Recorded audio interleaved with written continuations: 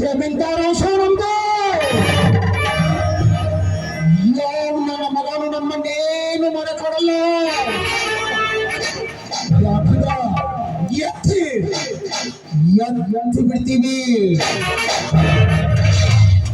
ಹೊನ್ನು ಹೆಣ್ಣು ಹೆಣ್ಣು ಮಣ್ಣು ಈ ಮೂರನ್ನು ಬಯಸದೇ ಇರುವುದು ಆ ಮುಖಂಡನಿಂದಲೂ ಸಾಧ್ಯವಿಲ್ಲ. ನಾನು ಬಯಸಿದರೆ ಸ್ವರ್ಗ ಸುಖವನ್ನು ಅನುಭವಿಸಲು ಹೆಣ್ಣೂ ಇದೆ. ಮಾರಿಕೊಂಡು ಚೈನು ಹಿಡಿಯಲು ನಮ್ಮಪ್ಪ ಗಳಿಸಿಕೊಂಡಿದ್ದ ಮಣ್ಣೂ ಇದೆ. ಈ ಊರಿನಲ್ಲಿ ನಮ್ಮಪ್ಪ ಮಾಜಿ ಚೇರ್ಮನ್ ಇದ್ರೆ ಏನಾಯ್ತು? ಊರಲ್ಲಿ ಅಧಿಕಾರ ನಡೆಯುವುದೇ ನಮ್ದು ನಮ್ಮಪ್ಪಂದ ಮಾತ್ರ. ಯಾವುದೋ ಒಂದು ಬಗ್ಗೆ ಈಗಲೇ ಬರ್ತಾ ಇದೆಯಲ್ಲ, ತಲೆ ಬೀಸಲೇಬೇಕು ಇಂದು ಈ ಪ್ರೇಮದ ಹಕ್ಕಿಗೆ.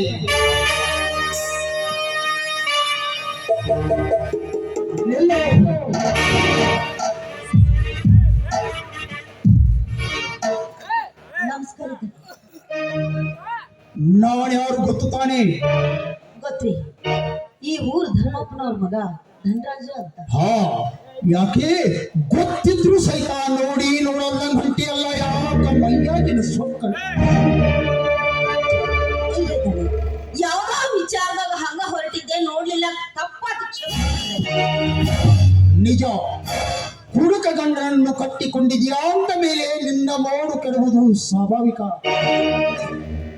ಹೋಗ್ಲಿ ಬಿಡು, ನಿನ್ನ ಗಂಡನಿಗೆ ಕುಡಿದು ಸ್ವಲ್ಪ ಕಡಿಮೆ ಮಾಡು ಅಂತ ನೀಯಾದ್ರೂ ಬುದ್ಧಿ ಹೇಳಬಾರ್ದಿತ್ತಾನ? ಏನ್ ಮಾಡೋದ್ರಿ ಅಪ್ಪರ, ನಾನಂತೂ ಹೇಳಿ ಹೇಳಿ ಸಾಕಾಗ್ ಹೋಗೈತಿ. ನನ್ನ ಮಾತಂತೂ ಒಟ್ಟ ಕೇಳವಲ್ಲ. ನೀವೇನಾರ ಹೇಳಿದ್ರೆ ಕೇಳಿದ್ರು ಕೇಳ್ಬೋದು, ನೀವೇ ಸ್ವಲ್ಪ ಹೇಳ್ಬೋದಾಗಿತ್ತಲ್ಲ. ಹೇಳಿದ್ದೆ, ನಿನ್ನ ಗಂಡನಿಗೆ ನಾನು ಸಾಕಷ್ಟು ಸಲ ಹೇಳಿದ್ದೆ, ಇದುವರೆಗೆ ಹೇಳ್ತಾನೆ ಇದ್ದೀನಲ್ಲ. ಏನಂದ? ಮಾತಿಗೆ ಬೆಲೆ ಕೊಟ್ಟು ಕುಡಿಯೋದು ಬಿಡ್ತೀನಿ ಅಂದ. ನಿನ್ನ ಗಂಡ ನನಗೆ ಇದೇ ಮಾತನ್ನು ಹೇಳಿದ್ದ. ಅದು ಅಲ್ಲ, ನಿನ್ನ ಗಂಡ ನಮ್ಮ ಮನೆಗೆ ಬಂದಿದ್ದ. ನಮ್ಮ ಮನೆಗೆ ಬಂದು ನಿನ್ನ ಗಂಡ ನನ್ನ ತಂದೆಯ ಕಾಲು ಹಿಡಿದುಕೊಂಡು ಬೇಡಿಕೊಂಡ. ನೋಡ್ರಿ ಧನ್ಯಾರ, ನೀವು ಪಂಚಾಯತಿ ಒಳಗ ನನಗೊಂದು ಸಿಪಾಯಿ ನೌಕರಿ ಕುಡಿಸಿರ, ನಾ ಪಂಚಾಯತ್ಯಾಗ ದುಡ್ಕೋತ್ ಹುಕ್ಕಿನಿ ಅಂತ ನನ್ನ ತಂದೆಯ ಕಾಲು ಹಿಡಿದು ಬೇಡಿಕೊಂಡ ನಿನ್ನ ಗಂಡ.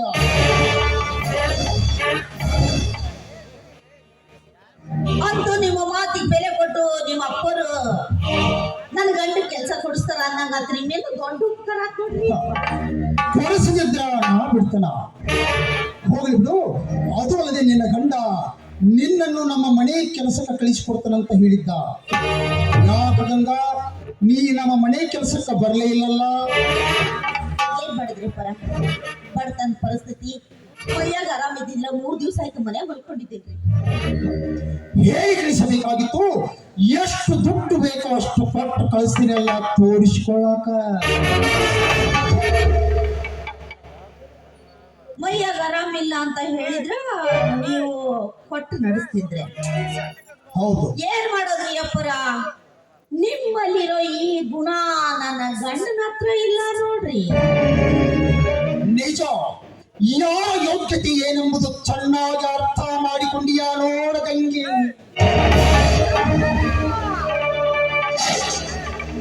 ಮರಣ ಚಡಿಯಲ್ಲಿ ಕುಳಿತು ಲೋಕವನ್ನೇ ಪಾವನ ಮಾಡೋ ಗಂಗಾ ಮಾತೆ ಹೆಸರು ನನಗೆ ಇಟ್ಟಿದ್ದಾರೆ. ನನ್ನ ಹೆಸರು ಕೆಡಿಸಿ ಕರೆಯೋ ಅಧಿಕಾರ ತಾಳಿ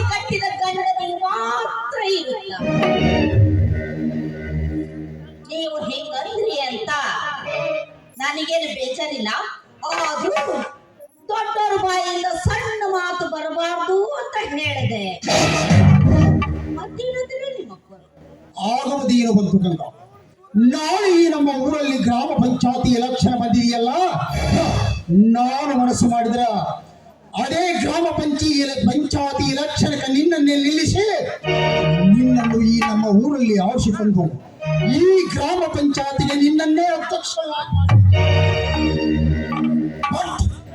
ಆದ್ರೆ ನಂದೊಂದು ಕಂಡೀಷನ್. ಅಲ್ಲ ರೀ, ಇನ್ನೊಂದು ಮಾತು ಕೇಳೋದು ಮರ್ತ್ಬಿಟ್ಟಿದ್ದೆ ನಾನು. ಅನ್ನಂಗ ನನ್ನ ಗಂಡ ನನ್ನ ಕೈ ಹಿಡಿದು ಇಷ್ಟು ವರ್ಷ ಆಯ್ತು ಈ ಊರಿಗೆ ಕರ್ಕೊಂಡು ಬಂದು ಒಂದು ದಿನಾನು 1 ರೂಪಾಯಿನೂ ದುಡಿಯವಲ್ಲ. ನಾನು ಹೊಟ್ಟಿ ಪಟ್ಟಿನೂ ನೋಡಂಗಿಲ್ಲ.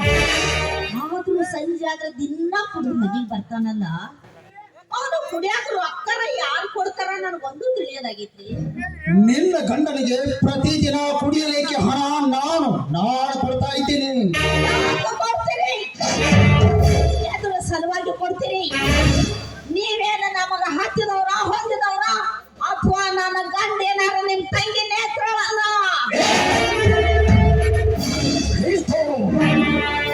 ನಾಲಿಗೆ ಹಿಡಿತದಲ್ಲಿಟ್ಟುಕೊಂಡು ಮಾತಾಡ.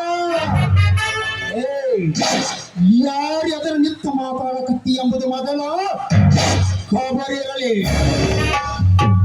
ಹೋಗ್ಲಿ ಬಿಡು.